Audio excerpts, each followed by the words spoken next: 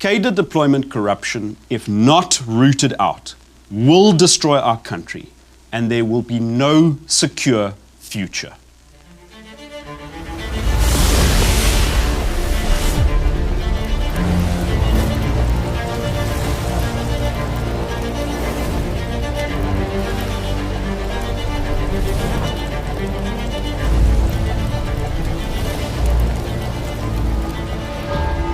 Basically, cadre deployment is a policy of the ANC that seeks to achieve one thing, which is to take ANC-aligned comrades or party members and employ them in strategic institutions in government, whether those are municipalities, those are state-owned companies, in order to advance ANC interests. Well, a cadre deployment model is essentially one where you take individuals who are connected to your network and place them into key positions, not based on know-how, but on know-who. What distinguishes individuals who get the job from those who never get the job is that the successful ones are ANC members. And they're there not because of their ability to do the job, not because they're the right person for the job, not because of their qualification. They're there for the sole purpose of feeding into the mutually reinforcing network of criminality. So cadre deployment is a plan to override the constitutional separation between party and state, that very important principle written into our Constitution.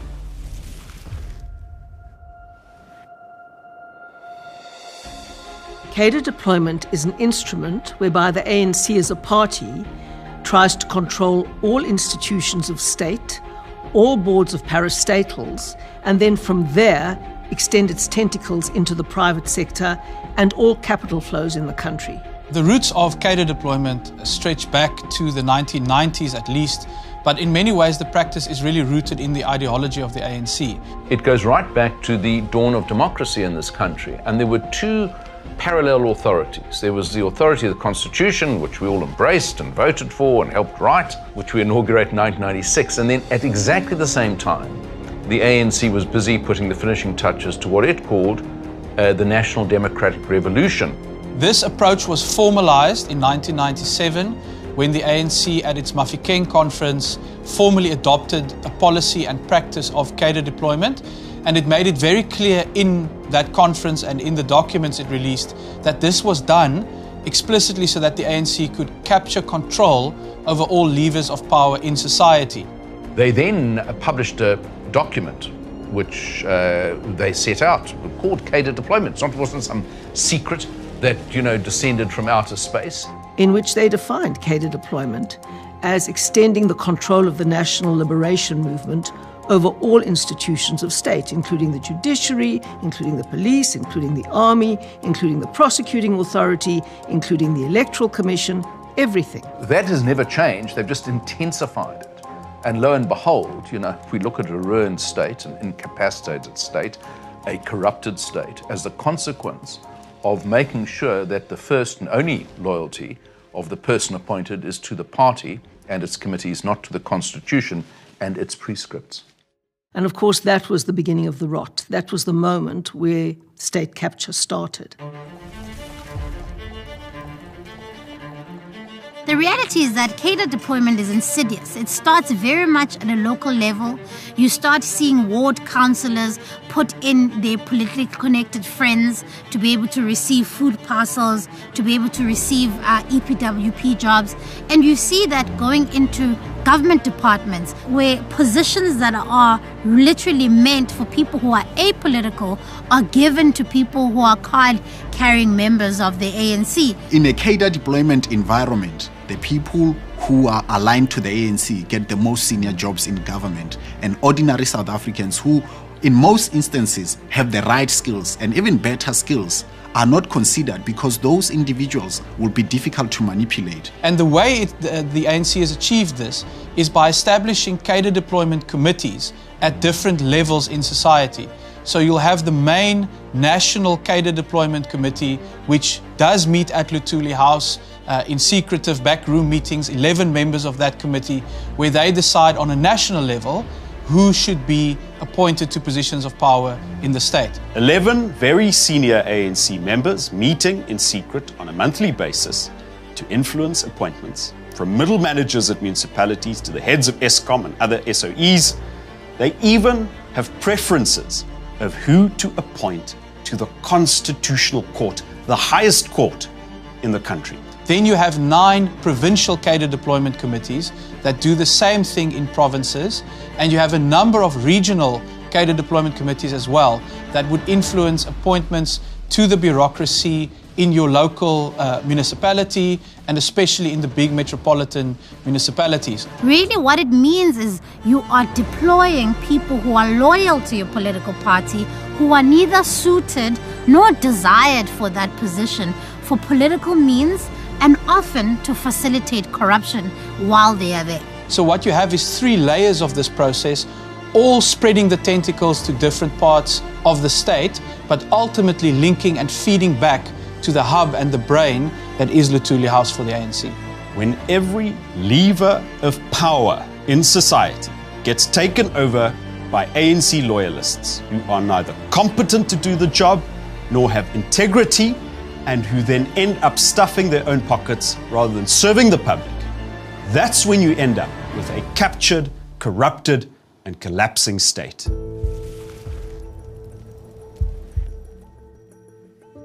State capture is when the machinery of the state, taxpayers' money, the offices, the departments, the services that are meant for the public are treated as private property of some person or some organization. Those institutions stopped doing their real job of defending the public and defending our democracy and started being used as instruments of the ruling party. I think that the state began to be seen quite quickly as a means of enrichment, both for individuals and indeed for the ANC itself. Some of the senior government officials, senior management government officials, were doing business with the state. Now that is wrong in any democracy and fundamentally unconstitutional.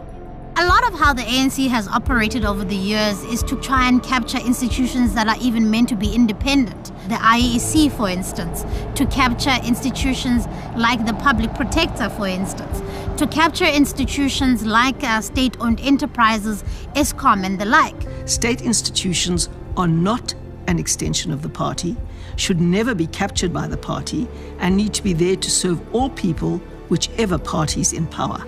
The placement of these key individuals into key institutions was so fundamentally part of this grand plan to be able to siphon and steal as much money as possible and to make people fabulously rich while the citizens of the country suffered. And of course, that is the way democracy dies. It is extraordinarily dangerous, and that is why there must be a very clear separation between party and state institutions. Trillions of rand has been lost over the last decade to corruption maladministration. And what's emerging now out of the Zondo Commission of Inquiry is just how deep and pernicious this network was entrenched in South Africa. And that pulling it out root and branch is going to be a monumental task, which is going to keep us busy for many, many years to come. What's really been striking about the reports of the Zondo Commission that we've seen so far is the systemic way in which the state was captured. It was very, very obvious there that Mr. Zuma was the kingpin around which the network developed, and other people fed off that network.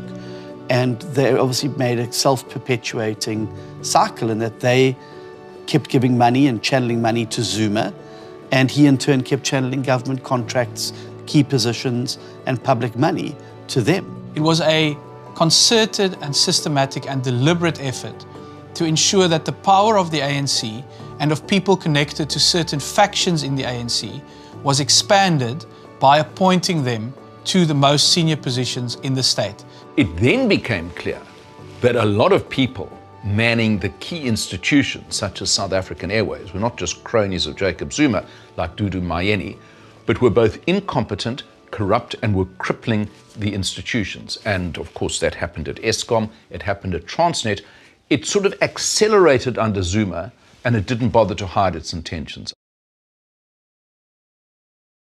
It's a very regrettable chapter in South Africa's history because it is under Jacob Zuma that corruption thrived in our country and that for ANC-aligned comrades, there was no consequence for wrongdoing in government for as long as you are aligned with Jacob Zuma and the powerful faction in the ANC at that time. So whether it is the story at Eskom, whether it's the story at SAA, whether it's the story you may have heard about at Bosasa, in the Free State, the pattern repeats itself over and over again. The problem starts every time with appointing an ANC cadre to a position of power. Not one person can develop a network on the scale in which state capture was able to be entrenched and rooted in the South African state, state-owned entities, and organs of state by one person's actions alone. It would require a network of people within the ANC. And that is the fundamental question that the State Capture Commission and all of our work going forward to end state capture is going to have to grapple with. How was it possible for these criminals to be appointed to positions of such power in the first place? And the irony is that many of those people, as we sit here today, still remain in key positions, in government, in parliament, in the ANC. State capture continues unabated because cadre deployment continues unabated. President Ramaphosa was the deputy president of the ANC for as long as Jacob Zuma was the president of the ANC. The deputy president of the ANC is the head of the deployment committee of the ANC. I don't think you can clean up government if you yourself were part of the problem. And people forget that he was the chair of the Cadre Deployment Committee under Jacob Zuma. And every major appointment in government on boards of state-owned enterprises, on Chapter 9 institutions, on appointment of director generals, CEOs of some of the biggest state entities like the Post Office, the SABC, Transnet, Eskom, those happen on the recommendation of the deployment committee. And President Ramaphosa was the head of that deployment committee. If you start to read the Zondo Commission report, you actually realize how intricately involved he has been. And therefore, the feigning of ignorance by the president now, where he almost seems shocked that some of this stuff has happened, that he almost seems surprised that deploying cadres was ultimately going to lead to the kind of ruin and looting that we have seen, is almost insulting. There is absolutely no way that he can claim ignorance now. There is no way that he can claim that he had no control over this process. Because he was right there. He was one of the people who were the catalysts of this very movement, the people who facilitated the capture of the state by putting in cadres who are loyal not to the people of South Africa, but to the ANC. He was there when these deployments were taking place. He was the deputy president of the Republic. He was in cabinet. He was in the NEC of the ANC. He can't just simply turn around and say, wasn't me. The biggest mistake we can make as a society is to think that it is individuals in the ANC that are a problem and who are the enablers of corruption. It is the ANC as a political party and its way of doing business that makes these individuals corrupt. The reality is that many of the architects of state capture still remain in Mr. Ramaphosa's cabinet. They still remain in the benches of parliament. They still remain on the ANC's NEC. Almost every senior official in the ANC has either been a beneficiary or has enabled cadre deployment corruption. That is why the ANC is the fundamental obstacle to ending cadre deployment. Their president defends it at every turn. Their members of parliament refuse to act through the legal powers that they have. And that is why, at the end of the day, accused number one is the African National Congress.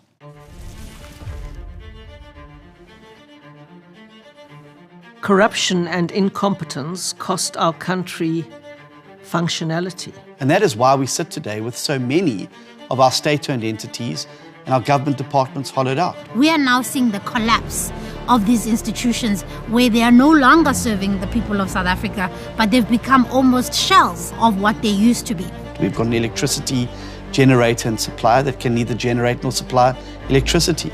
We've got an airline that cannot fly. We've got an arms manufacturer that cannot manufacture arms. We've got a state mining company that cannot mine. The fact that you have to be a card-carrying member, a branch member of an ANC branch somewhere, and be politically connected within the ANC in order for you to get opportunity is wrong. And that's what we see in cities like Mangaung, which is meant to be the capital of the Free State, completely destroyed in terms of infrastructure, roads, basic services.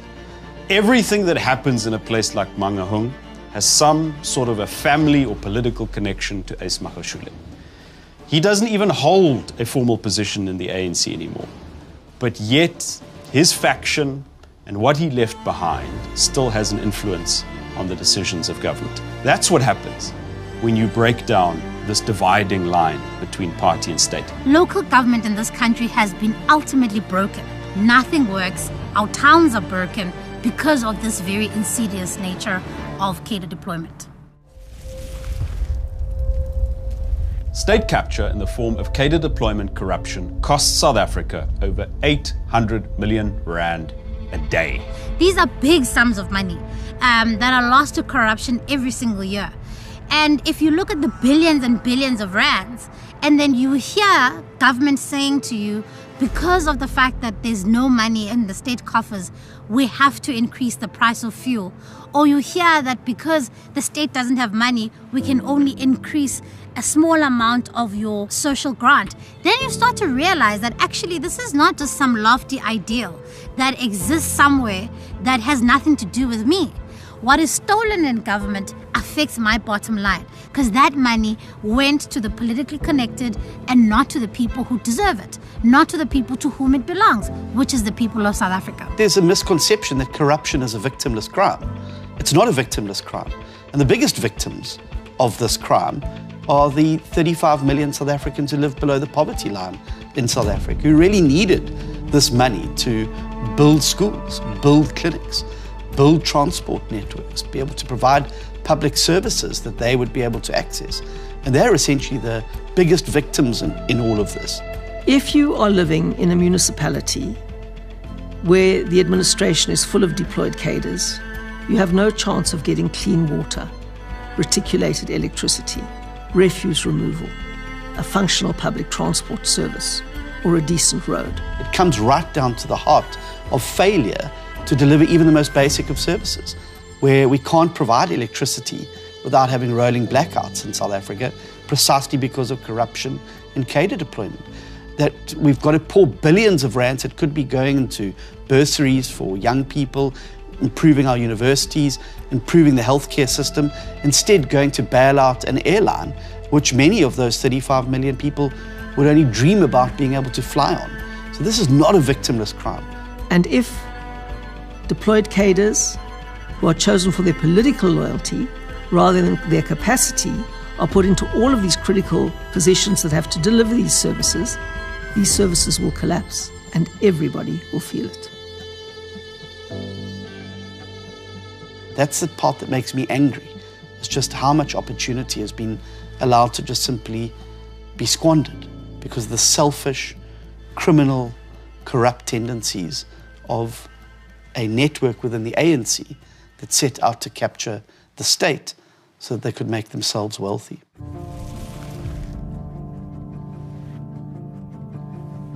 The DA was instrumental in exposing the dangers of cadre deployment from day one. We obtained and exposed to the country minutes of meetings of the ANC's Cadre Deployment Committee. And for the first time in the 25 years that this practice has been going on, South Africans could see for themselves how this secret mafia-like committee decided who should be appointed to positions of power. We're now at a point where almost everybody realizes how dangerous cadre deployment is. And we've reached the stage where this has been confirmed by an official Judicial Commission of Inquiry. We have an historic opportunity here.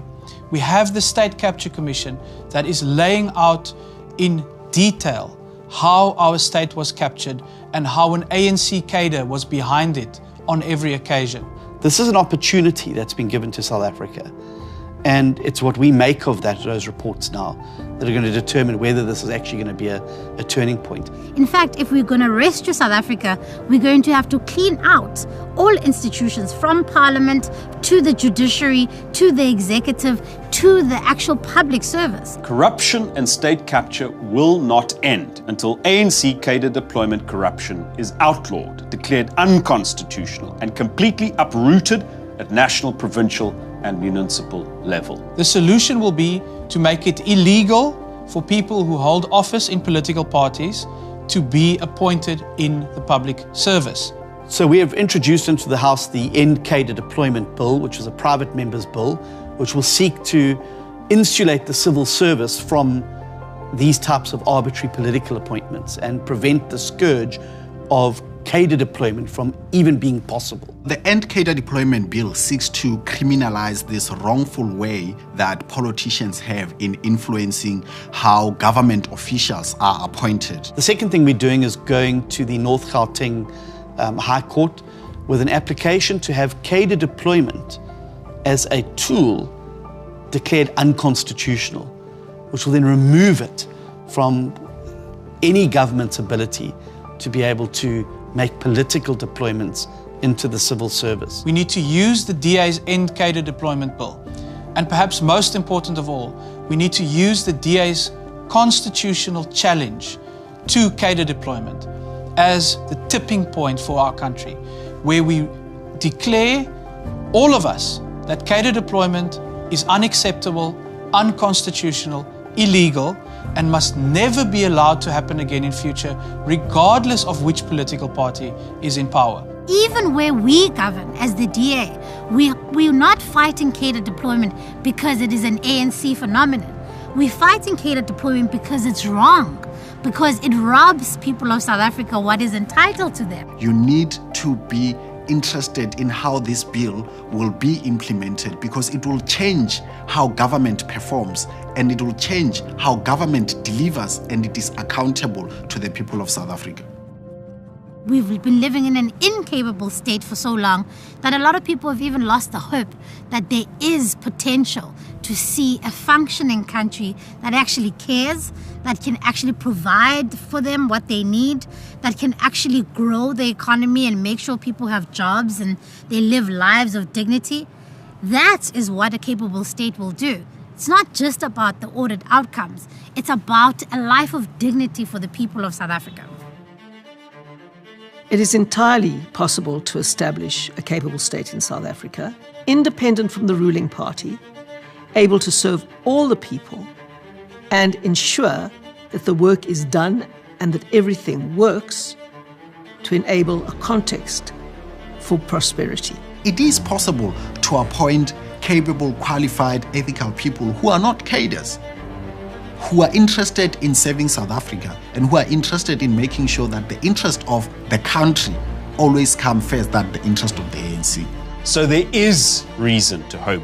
There is reason to get involved. There is reason to think of a post-ANC future. The key is going to be to make those changes soon enough that there is something to actually salvage.